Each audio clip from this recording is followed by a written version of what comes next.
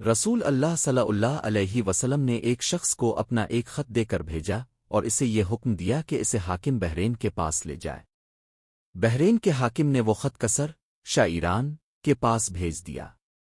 جس وقت اس نے وہ خط پڑھا تو چاک کر ڈالا۔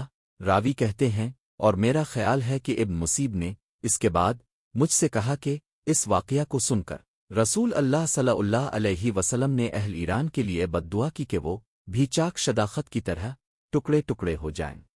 رسول اللہ صلی اللہ علیہ وسلم نے کسی بادشاہ کے نام دعوت اسلام دینے کے لیے ایک خط لکھنے کا ارادہ کیا تو اب صلی اللہ علیہ وسلم سے کہا گیا کہ وہ بغیر مہر کے خط نہیں پڑھتے، یعنی بے مہر کے خط کو مستند نہیں سمجھتے۔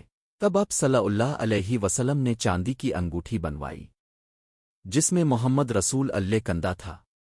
گویا میں آج بھی اب صلی اللہ علیہ وسلم کے ہاتھ میں اس کی سفیدی دیکھ رہا ہوں۔ شعبہ راوی حدیث کہتے ہیں کہ میں نے قتادہ سے پوچھا کہ یہ کس نے کہا کہ اس پر محمد رسول اللہ کندہ تھا؟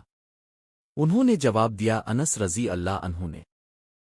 ایک مرتبہ رسول اللہ صلی اللہ علیہ وسلم مسجد میں تشریف فرما تھے اور لوگ اب صلی اللہ علیہ وسلم کے ارد گرد بیٹھے ہوئے تھے کہ 3 آدمی وہاں آئے، ان میں سے 2 رسول اللہ صلی اللہ علیہ وسلم کے سامنے پہنچ گئے اور ایک واپس چلا گیا۔ راوی کہتے ہیں کہ پھر وہ دونوں رسول اللہ صلی اللہ علیہ وسلم کے سامنے کھڑے ہو گئے۔ اس کے بعد ان میں سے ایک نے جب مجلس میں ایک جگہ کچھ گنجائش دیکھی تو وہاں بیٹھ گیا اور دوسرا اہل مجلس کے پیچھے بیٹھ گیا اور تیسرا جو تھا وہ لوٹ گیا۔ تو جب رسول اللہ صلی اللہ علیہ وسلم اپنی گفتگو سے فارغ ہوئے تو صحابہ رضی اللہ عنہم سے فرمایا کہ کیا میں تمہیں 3 آدمیوں کے بارے میں نہ بتاؤں؟